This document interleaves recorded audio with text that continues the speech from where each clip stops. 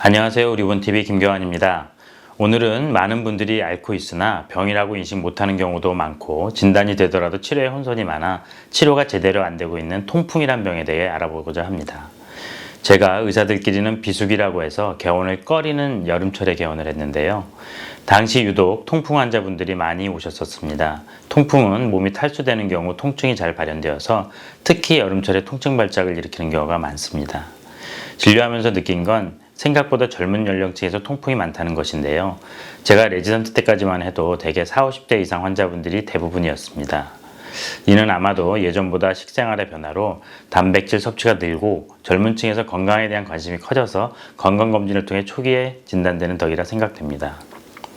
자, 바람만 스쳐도 지구 멸망의 통증이 온다는 통풍은 어떤 병이며 어떻게 치료해야 될까요? 통풍은 기본적으로 체내의 요산이 높은 농도로 축적되어 발생하는 질환입니다. 요산이 일반인보다도 많이 생성되거나 신장으로 배설이 떨어질 때 나타납니다. 요산은 세포가 수명을 다하고 핵산이 분리된 뒤에 이 핵산의 구성 성분인 퓨린이란 물질이 간에서 에너지 대사되면서 생기는 최종 분해산물입니다. 체내의 요산은 퓨린 함량이 높은 음식인 간, 콩팥 등의 내장류와 청어, 고등어, 멸치 등의 등푸른 생선을 많이 섭취하는 경우와 선천적으로 퓨린 대사에 이상이 있거나 혈액암 치료할 때와 같이 세포들이 한꺼번에 많이 깨질 때 증가할 수 있습니다. 요산 배설이 저하되는 원인은 신장질환, 아스피린이나 이뇨제 복용, 그리고 음주 등을 들 수 있습니다. 그렇다면 통풍은 완치가 될까요? 인터넷이나 선전 문구를 보면 통풍을 완치하겠다는 말들이 많은데요. 불행하게도 통풍은 유전적 소인이 큽니다.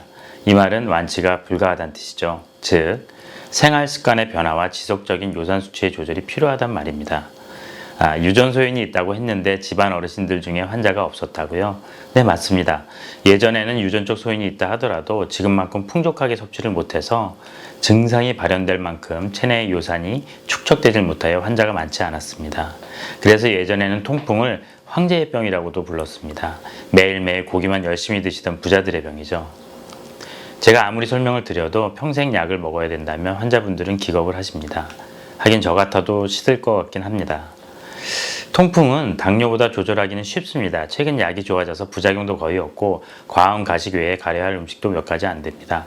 그러나 방치하게 되면 합병증은 당뇨 못지않게 무시무시합니다. 치료 받으셔야겠죠. 통풍은 주로 남자에 잘 발생하는데 이는 나이가 들수록 신장의 배설 능력이 떨어지지만 여성의 경우엔 폐경기 전까지 여성 호르몬의 영향으로 신장에서 요산의 제거 능력이 잘 유지되는 이유로 설명되고 있습니다. 원인이 되는 음식을 많이 안 먹으면 되는 거 아니냐고요? 맞습니다. 절대적인 양을 줄이면 되겠죠. 하지만 아시다시피 병이란 일반적인 섭취에도 조절이 안 되는 경우를 말합니다. 통풍은 일반적인 섭취에도 요산의 농도가 높게 유지되는 병입니다. 통풍은 크게 4가지 병기를 나타내는데 첫 번째, 무증상 고요산 혈증. 이 시기는 요산 수치가 높으나 증상이 없는 상태로 통증이 없어 대개 진단되지 않습니다. 의사에 따라 처방이 다르나 저는 증상이 없더라도 진단이 된다면 요산 수치를 낮추는 방향으로 투약 및 치료를 권합니다. 두 번째, 통풍 발작이라고도 불리는 급성 통풍 관절염. 대개 20여 년 정도의 무증상 고요산 혈증이 지난 후 발생하고 처음엔 하나의 관절을 침범하고 이후 여러 관절을 침범하기도 하며 발열이 동반되기도 합니다. 셋째, 간월기는 통풍 발작 사이에 증상이 없는 기간입니다. 이 기간에도 요산 수치 조절을 위해 투약이 필요합니다. 마지막으로 만성 결절형 통풍이 있습니다. 요산이 많이 침착되어 결절을 이루는 단계로 귓바퀴에 가장 후발하며 심한 관절 파괴를 일으키며 여기까지는 절대 가지 않아야겠습니다. 통풍의 진단에 있어 가장 정확한 방법은 관절액이나 결절을 채취하여 현미경으로 요산 결절, 즉 크리스탈을 확인하는 방법이나 이는 병이 많이 진행된 뒤에 가능하므로 대개 임상적으로 급성 당관절염을 보이는 환자에서 검사상 고요산 혈증이 확인되고 요산 배설 촉진제인 콜키친의 극적 반응을 보이는 경우 통풍으로 진단하게 됩니다.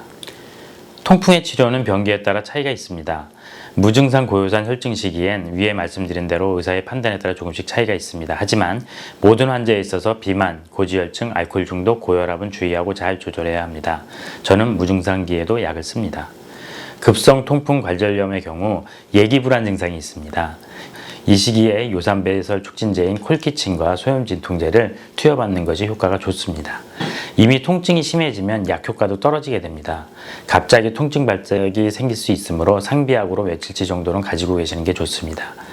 간헐기에는 콜키친을 소량 투여하기도 하나 이 경우 약을 끊고 증상이 악화되는 경우가 있어 요산 생성 억제제인 자이로릭이나 프로베너시드를 요산 수치를 조절하면서 일정량 투여하는 것이 좋습니다.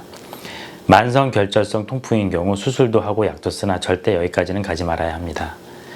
통풍 환자분들이 가장 좌절하시는 부분이 의외로 음식 제한 부분입니다. 대부분 육류를 좋아하시는 분들이라서요. 예전엔 통풍 시 금지 식품으로 생선이나 육류, 새우젓, 젓갈, 내장 등이 있었지만 약이 좋아져서 대개 음식은 안 가리셔도 됩니다. 단, 비만, 과식, 과음, 흡연은 꼭 피하셔야 합니다. 정리해드리면 첫째, 통풍은 불치병이다. 약으로 조절하면서 행복하게 살자. 완치해준다는 감언이설에 속지 말자. 둘째, 요산을 잘 조절하고 생활습관을 조절하여 통풍 발작 없이 6개월 이상 지내면 발작은 거의 안 온다. 셋째, 과식, 과음, 흡연, 비만 절대 금지. 마지막으로 통풍의 합병증으로 심장 관상동맥 질환과 심부전이 올 수 있다. 잘 조절해서 병을 환하게 하지 말자입니다. 몸속의 암살자 통풍을 잘 달래서 내 건강 지킴의 디딤돌로 만들어 봅시다. 오늘 준비한 내용은 여기까지입니다. 추가로 궁금한 사항이 있으시면 댓글을 남겨주세요. 또 우리본 정형외과 블로그나 홈페이지를 방문하시면 관련 내용들을 자세히 보실 수 있습니다. 늘 건강하세요. 감사합니다.